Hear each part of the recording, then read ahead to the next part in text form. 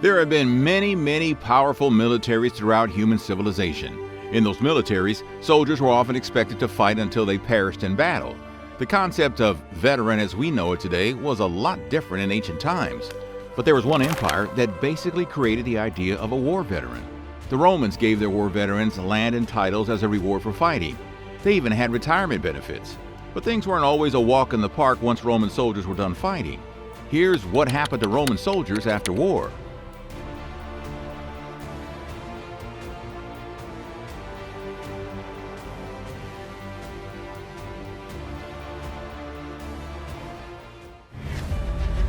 The Avocati.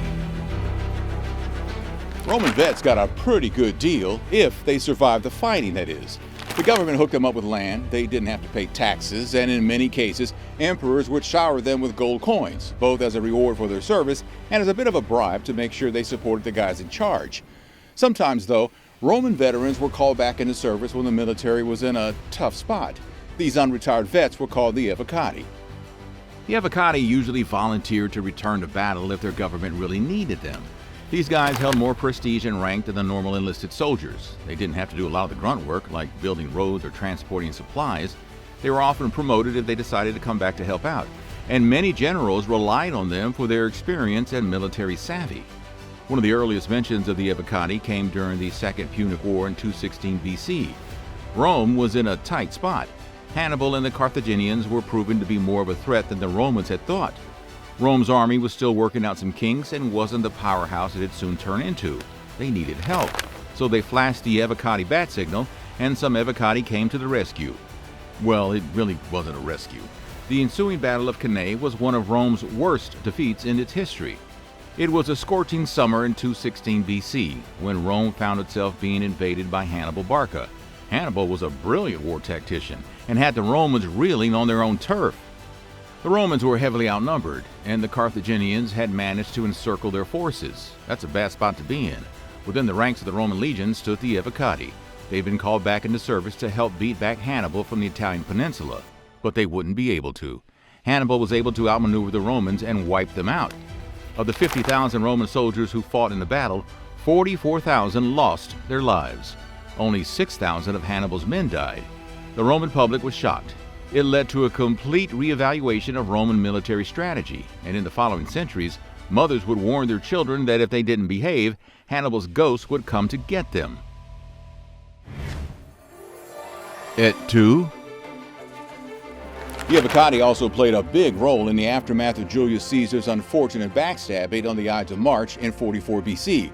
In the aftermath, Rome was thrown into chaos. There was a power vacuum with Caesar gone, and different factions were trying to assert themselves for control of the Roman state. Caesar's heir apparent was his adopted son Octavian, a guy who would go on to become Caesar Augustus, Rome's first emperor after the Republic was dissolved. At the time, Octavian was a young man in his late teens. He was completing his military training in Apollonia in modern-day Albania when he heard the news that Caesar had been betrayed. He quickly returned to Rome, where he inherited Caesar's name, fortune, and the loyalty of many of Caesar's veteran soldiers. Octavian then set out for revenge. He saw the benefit of gaining the support of Caesar's veterans. They were fiercely loyal to their fallen leader, and Octavian promised to avenge his murder and protect their interests moving forward.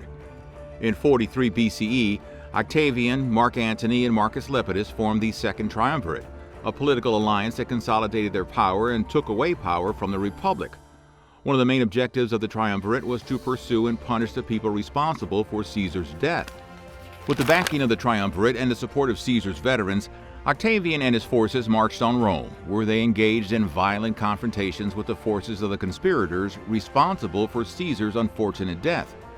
But in 43 BC, the forces of the Second Triumvirate, including Octavian's troops and Caesar's veterans, faced off against the army of Decimus Brutus, of El Tu Brute fame, and Gaius Cassius, the guys who led the backstabbing mutiny against Caesar. The Avocati, seasoned veterans of Caesar's campaigns and fierce defenders of his memory, rallied to Octavian's cause. These battle-hardened soldiers, who had fought alongside Caesar in Gaul and in the civil war against Pompey and the Optimatus, were bound to him by loyalty and a shared sense of vengeance. They helped Octavian and the Second Triumvirate win the ensuing civil war, particularly in the battles of Mutina and Philippi. Donations, bribes, and scandals. Octavian also started a tradition called the donativa, or the donative. To make sure vets as well as serving soldiers stayed loyal to him, he basically paid them off. The donatives were particularly lucrative for the Praetorian Guard, the elite imperial forces that protected important generals during the Republic and emperors after Octavian took the helm. Later emperors followed Octavian's lead, and the Praetorian Guard played a big role in the rise and fall of different emperors in Rome's later years. Benefits from Roman vets were so good that a lot of people who couldn't even spell war, let alone fight in one, were trying to game the system. One incident, known as the Scandal of the False Vets, came to light during the reign of Hadrian from 117 to 138. False veterans used a wide range of tactics to deceive the system. They forged documents that showed fake service records, they made up stories of heroic deeds in battle, and they bribed corrupt officials who were willing to turn a blind eye to their deception. The lax verification procedures in place at the time made it pretty easy for these imposters to successfully exploit the system. When Emperor Hadrian learned that this was going on, he wasn't pleased. He implemented a stricter verification process, so only the real vets got the benefits. Background checks became necessary. He also started issuing military diplomas, which became a standardized thing that every vet had and prevented fraud. Hadrian also enjoyed using Rome's secret police, the frumentari. Many vets would go on to join Rome's shadowy version of secret law enforcement agencies after serving in the military. The frumentari were originally people who transported grain supplies to Rome's armies while they were off conquering the Mediterranean. But over time, their jobs shifted towards espionage and targeted hit jobs. They gathered intelligence for emperors like Hadrian and took out whoever these emperors saw as a threat to their rule. Now, the frumentari were hated by the general population. They often carried out raids on villages and randomly arrested people, and they became a symbol of tyranny for a lot of peasants. The organization was finally disbanded by Emperor Diocletian in 312, but they also played a big role in the Year of the Four Emperors, probably Rome's craziest years, and one where veterans played a significant role. Year of the Four Emperors. The Year of the Four Emperors was just that, a year where Rome had 4 different emperors. Now, 4 emperors in one year ain't exactly a good thing. It's a sign there's a whole lot of chaos and confusion within a country or an empire. In 69 AD, 4 guys ascended to the throne in Rome: Galba, Otho, Vitellius, and Vespasian. The whole mess started right after the Emperor Nero took his own life following a fallout with the Senate. Servius Galba took over after Nero, but the empire was a mess. Nero loved to spend money, to the point where he nearly bankrupted the entire country. When Galba rose to power, he refused to pay many of the veterans in Rome what they were due for fighting, so they turned on him. I mean, who wouldn't? A general named Marcus Otho eventually bribed the Praetorian Guard to take out Galba. In January of 69, Otho became the second Roman emperor to serve that year. But his time on the throne didn't last long. There was another guy named Vitellius, who was the military commander of Germania to the north. He had with him some of the most seasoned veterans in all of Rome, vets who had cut their teeth fighting in the Germanic wars.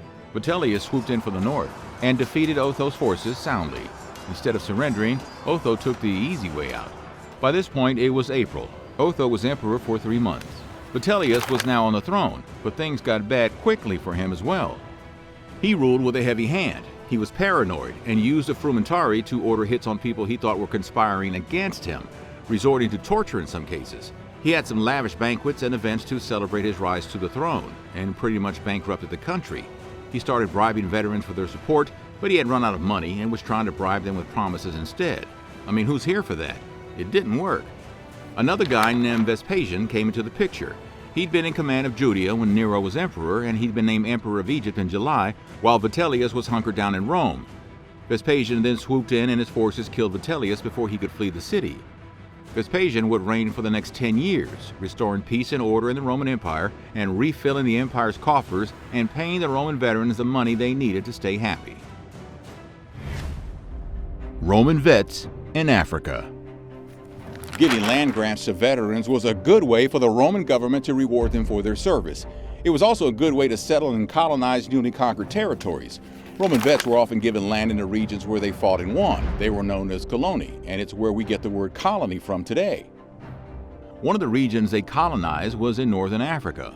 When Rome conquered Carthage after the Third Punic War in 146 BC, they razed the city to the ground, reducing most of it to ashes. From there, Rome went about conquering the rest of northern Africa, including modern-day Libya, Tunisia, Morocco, and Algeria. Carthage was eventually rebuilt, and vets were given land there to colonize and Romanize it. In 100 AD, Emperor Trajan established the city of Timgad in modern-day Algeria. The veteran colony thrived for hundreds of years, growing into a metropolis of tens of thousands of people before being destroyed by Vandals in the 5th century. Over the years, more and more veteran colonies popped up across northern Africa: Sisera, Cirta, Hadramedum, Hippo Regius, Leptis Magna, Cetaphis, Thysdrus, Volubilis. The list goes on and on. Roman vets were all over the region. One of the main goals of establishing these colonies was to create a pool of Roman citizens in newly conquered or bordered regions. Roman citizenship came with some pretty good rights and privileges, including the ability to serve in the Roman army. By granting citizenship to the descendants of veterans in these colonies, Rome made sure it had a steady supply of recruits for its legions. What else do you want to learn about ancient Rome? Let us know in the comments, and don't forget to like and subscribe for more Nutty History.